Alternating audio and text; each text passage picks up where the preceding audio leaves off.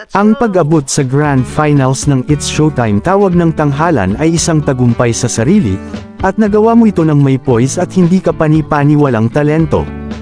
Tumayo ka sa entablado na iyon, naligo sa spotlight, at kumanta ng iyong puso, pinupuno ang hangin ng pagmamalaki ng Northern Samar.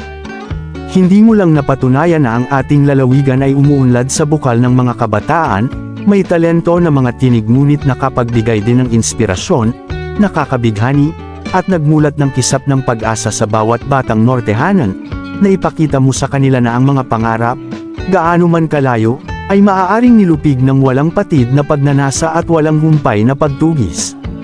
Maaaring hindi mo na-claim ang engranding premyo, ngunit talagang nanalo ka ng isang bagay na mas mahalaga, ang puso nating lahat. Patuloy ka naming pasayahin sa bawat hakbang na gagawin mo dahil alam namin na simula pa lang ito ng iyong kahangahangang paglalakbay, patuloy kang aahon sa mas mataas pa. Mabuhay ka Vencor Dumasig, ang third placer ng Tawag ng Tanghalan 2024 sa It's Showtime, at tunay na ipinagmamalaki ng Hilagang Samar.